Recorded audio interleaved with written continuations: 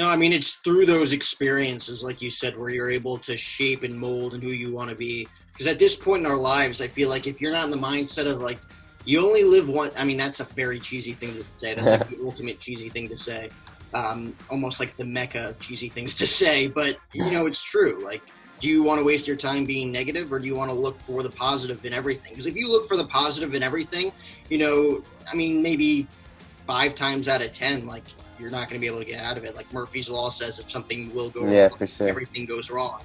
But, Mm. a good amount of the time, too, if you're able to find the positives out of negatives, you're able to create things that weren't necessarily possible if you weren't in that mindset. You're able to Hmm. create more opportunities, more friendships, relationships that you didn't think you were going to have because you were able to depict the positive attributes in a negative situation.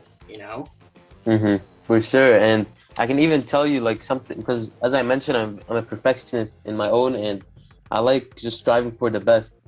So a situation when I wasn't the best in something like swimming, I was doing this for since the age of 5 till the age of 17, Yeah. 12 years. So it was a lot, but I was still doing it maybe because my brother was there, and I was doing it since a young age, so I had to continue. I played other sports once I just didn't find I was the best in, like soccer, like tennis. But my main sport was definitely swimming until my senior year. But I was upset of myself because like when I'm not passionate about something, I wasn't putting that much effort, or just forth my effort or like best of my ability. But it still made me upset because I always strive to be the best. So that could be this. That could be something where okay, like in academics, moving on to university, I still want to be have the highest grades in university. Maybe right now because like okay, I see myself as this leader, so I want to strive to be have this business project. Let me lead this, and uh, and for me, I like leading others. Sometimes you have to be the follower, which is no problem, and learning from others definitely key. But definitely like working smart, not hard, in that sense. Of if I'm in step one, let's say, and someone is very kind of passionate about something or is very knowledgeable that's older than me, I don't like getting discouraged in that sense, but I like actually reaching out to them, and if they can help me reach step 10 in the same duration of time I reach step 2, then that's working smart, not hard. And a lot of people are discouraged to do that, but I kind of learned like if I want to kind of skyrocket or I want to reach where I want to be, hopefully, I have to reach out to people and just learn from their mistakes, learn from what they're doing right now, and just see their success story.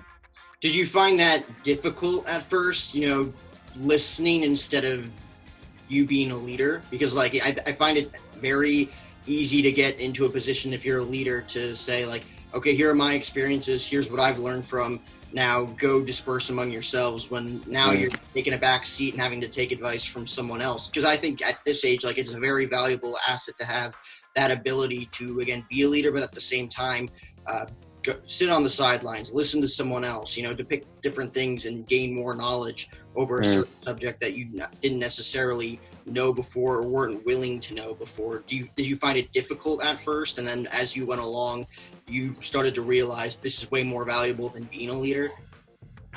Yeah, for sure. I mean, it's definitely sometimes difficult. I can give you an example. In military school, for instance, people are older than me and they had higher rank than me because I had to kind of level up on my ranks to reach battalion commander.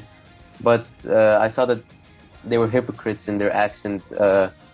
They used to say something, but behind their company or behind their people they were in charge of, they were doing something else. So as me, Ahmed Khalil, like I didn't really like that because I felt like I deserved better. But they were still giving me orders and just telling me, okay, Ahmed, do this, Ahmed, do this. Um, I never like neglect anybody. To be honest, I'm a very good listener. I believe there's always something to gain through different experiences. Maybe just him telling me this, maybe I can learn how to react to a hypocrite, for instance, telling me something. But nowadays, even people my age or older, I like listening. I like analyzing situations, like seeing how things operate.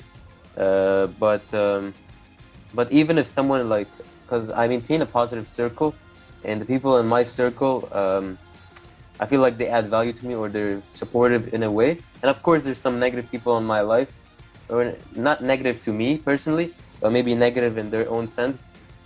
So those are the people I don't like. I can go along with the conversation, but I won't. I don't get peer pressured easily, so I don't like fall in the trap of negativity. And I feel sometimes like people see me as a very positive person, so they don't bring in that negativity onto me. I don't know. They just try to change themselves for me. I don't know. I don't know how to say it, but I feel like sometimes it happens, and they try to like Ahmed is a role model to me, so let me act to him like a good, like that person he wants to see, or something like that in a sense. No, I'm picking up what you're throwing down, you know, like in the sense of people not being necessarily negative around you, but they're negative in their own minds, their own mindset, and the way they go Yeah. about their own lives. And it's very difficult to get someone out of that funk, especially from an outsider's view. Like, you can't go into their life and like try and change what they're doing because, first of all, that's invasive, and you know nobody's going to listen. Nobody listens to what anybody tells them to do unless you're like a high-ranking boss, like you said. Yeah. But it's very hard to get someone out of a negative mindset, especially if they don't feel like they're in one.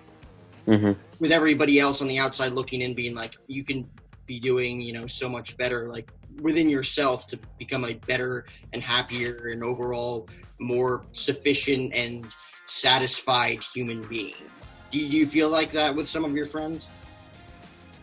Um, I definitely do. I feel like I'm very good at understanding people in the first impression, and I don't like wasting time. To be honest, I don't block anybody out of my life. They will always be in my life. However, I just won't fall in their trap. Or I can even reach out to them and be like, "How are you doing? How's everything going?" And that's something people like.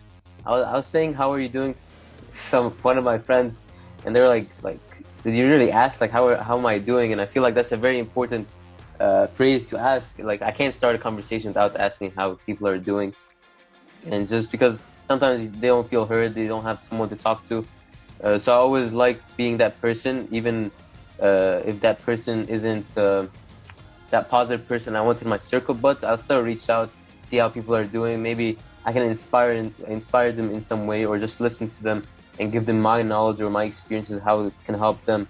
But blocking someone off my kind of circle is something I don't do. Of course, some negative people I have to, but I just neglect them. I don't focus on them and just focus on the journey I want to be on. Oh yeah, I mean, it's almost like I said before, a disease in that sense of negativity kind of being sprouted upon everybody. Because like you just used that example of, you know, asking people how they are when you start conversations. Some people are like awesome, other people are like, what? Like, I'm fine. How are you? Like, they almost take it as a negative thing, even though there's no negative, you know, things coming your way. Like, I held the door for someone the other day, and they just gave me like one of those. Like, what the hell, man? I just did something nice for you, and it's like you take it as a negative anatome. Like, I just don't understand.